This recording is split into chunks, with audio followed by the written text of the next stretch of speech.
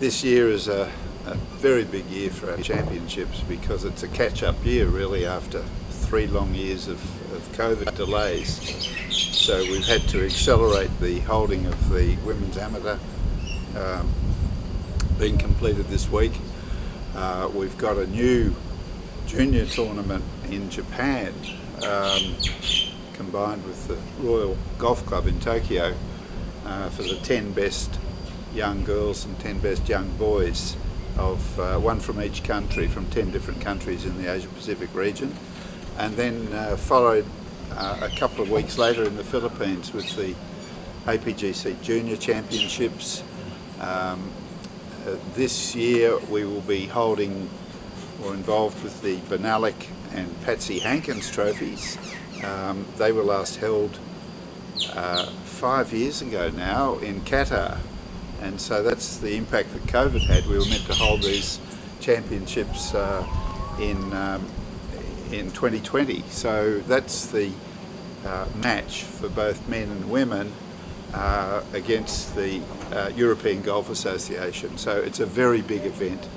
And some of the players that have been involved in that over the years, Timor was reflecting at one of the events where John Rahm was involved on one side and Hideki Matsuyama and Cam Smith on the other side. So when I first got involved in that in 1998, we had Justin Rose as part of the European team and Jeff Ogilvy as part of the Asian team. So it's got a very rich tradition, even though it was only established in 1998. And then this year we're also inaugurating a mid-amateur championship for both men and women, for those in the region that are aged between 25 and 54.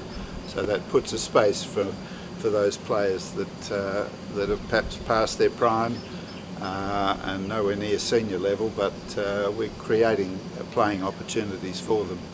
And then in late October we've got the Asia Pacific Amateur, which is going to be held in Australia again. I think it was 2014 the last time it was in Australia at Royal Melbourne. So we'll be playing the composite course at Royal Melbourne again. That's a course that it's clearly in the best 5 courses in the world. And Royal Melbourne is delighted to be holding it again. I was at Royal Melbourne a week before last and played the West Course at Royal Melbourne, and it's already in fantastic condition. The club are very excited about holding it again this year. I know that the members of Augusta National are very keen to come back down to Australia, as I'm sure the members of the R&A are, and of course the players will be overjoyed to play a course at that quality. It's very rare for them to be able to play sort of a top 5 course in the world. So we're looking forward to that.